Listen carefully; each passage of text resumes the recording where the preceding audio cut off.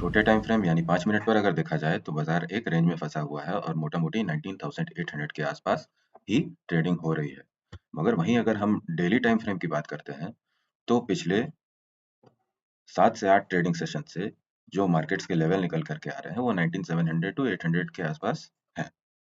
तो ऐसे केस में जब मार्केट एक रेंज में फंसा हुआ है वैसे में ट्रेडिंग आपको कैसे करना है? बात जो है उसमें बात वो यहाँ कहीं नहीं किसी में। नमस्कार दोस्तों, मार्केट की 3 बातों में आपका स्वागत है। हर सुबह हम ये देखने की कोशिश करते हैं कि गैप अप या गैप डाउन के हिसाब से हमारा बाजार आज के इंट्राडे में कैसा परफॉर्म कर सकता है। अगर आप इंट्राडे ट्रेडर हैं, खासकर ऑप्शन बायर, आपको वो 3 पॉसिबिलिटीज जानना बहुत जरूरी है जिसको जाने बिना अगर आप ट्रेड कर रहे हैं तो ट्रेडिंग करना आपके लिए जुआ हो सकता है। दोस्तों, सबसे पहले देख लेते हैं हम वो सारे ट्रिगर्स जिन पे हमारा आज का बाजार रिएक्ट कर सकता है। तो बात करें अगर कच्चे तेल की, तो उसमें कुछ बहुत ज़्यादा उठा-पटक देखने को नहीं मिली है। और धीरे-धीरे जो क्रूड ऑयल के प्राइसेस हैं, वो नीचे की तरफ जा रहे हैं, जो कि इंडियन मार्केट्स के लिए एक अच्छी बात है। वहीं बात की जाए अगर ग्लोबल मार्केट्स की, तो ग्लोबल मार्केट्स में भी थोड़ा फ्लैट टू नेगेटिव ट्रेंड देखने को हमें मिला है। ये मैंने नैस्डैक का चार्ट लगाया हुआ है और ये डाउ जोन्स का चार्ट है। तो डाउ जोन्स तो धीरे-धीरे ऊपर की साइड जा रहा है और अपने प्रीवियस जो हाई था लगभग 35,700 के आसपास, उसको टेस्ट करने की कोशिश करेगा ही करेगा। वहीं नैस्डैक भी अपने पिछले हाई के आसपास पहुंचने की कोशिश कर रहा है। यानी ग्लोबल मार्केट्स में हमें पिछले कुछ दिनों में ठीक-ठाक रैली देखने को मिली है, क्योंकि अमेरिकन मार्केट्स ऊपर गए हैं। वहीं बात करें अगर पिछले ट्रेडिंग सेशन की, यूरोप में 0.4 टू 0.3% के बीच में नेगेटिविटी देखने को मिली है।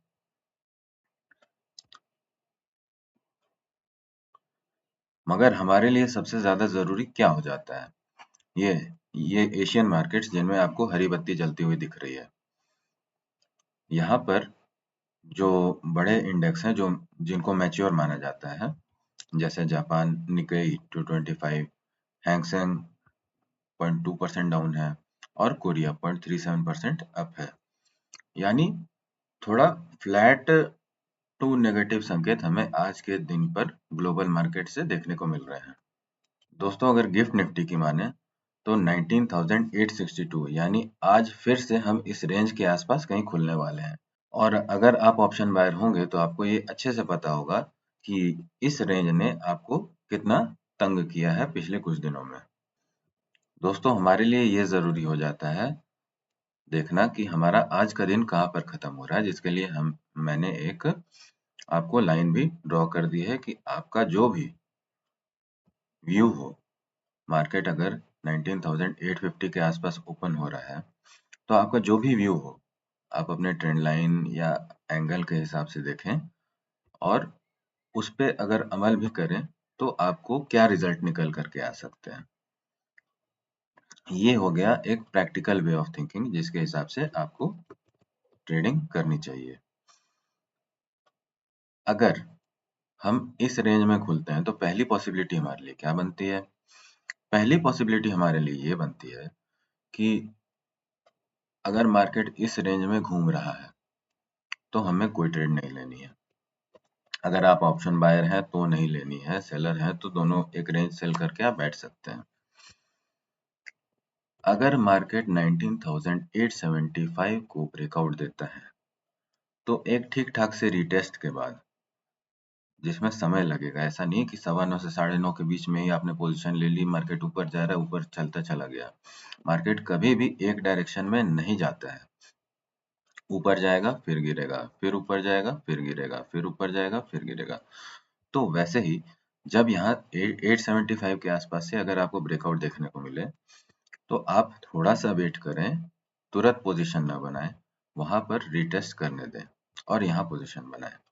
आपके जो इनिशियल टारगेट होंगे 19,925 होंगे और चूंकि 20,000 एक बड़ा साइकोलॉजिकल लेवल है तो वहां पर आपको 19,975 टू 19,980 अपने प्रॉफिट बुक कर लेने हैं, क्योंकि यहाँ पर जो है मार्केट घूम सकता है। और अगर 20,000 के आसपास के लेवल से मार्केट घूमता है तो आपको मौका नहीं देगा कि आप सोचें समझें। वो धागा खुल जाएगा, उसके बाद फिर जो हरा है वो लाल हो जाएगा, जिसका लाल है वो हरा हो जाएगा।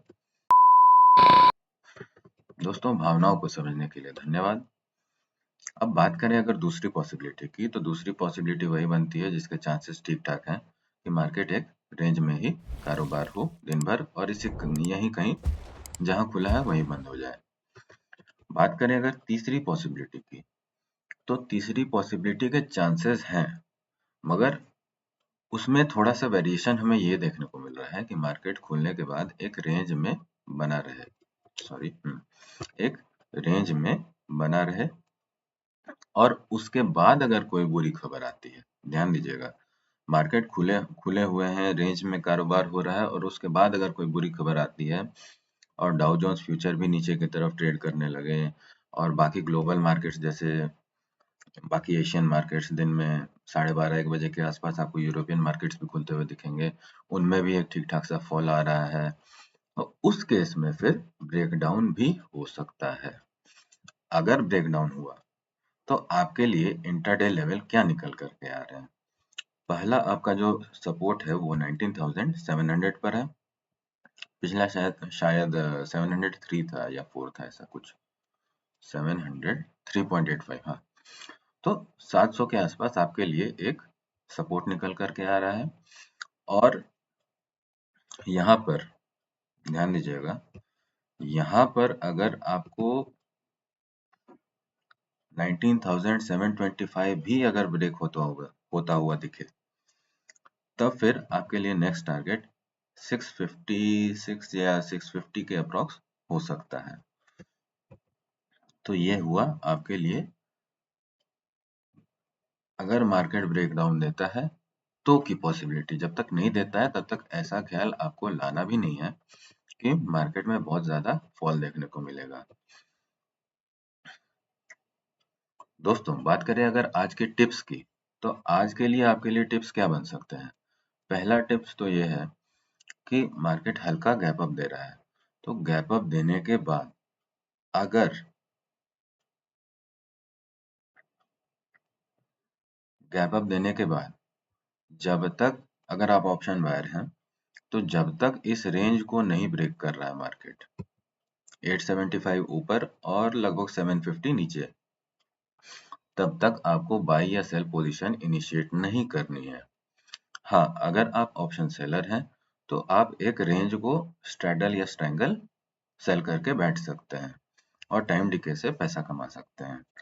दोस्तों, हर सुबह 8 बजे हम आपके लिए लेकर के आते हैं प्री मार्केट रिपोर्ट, जिसमें हम फ्री में आपको इंट्राडे लेवल्स देते हैं। साथ ही ये बताने की कोशिश करते हैं कि आज का मार्केट किस हिसाब से बिहेव कर सकता है, जो कि अगर आप ऑप्शन बायर हैं आपके लिए बहुत ही ज़्यादा हेल्पफुल हो सकता है। इसलिए वीडियो को सब्सक्राइब ज़रूर करें। तब तक के लिए नमस्कार, जय हिंद।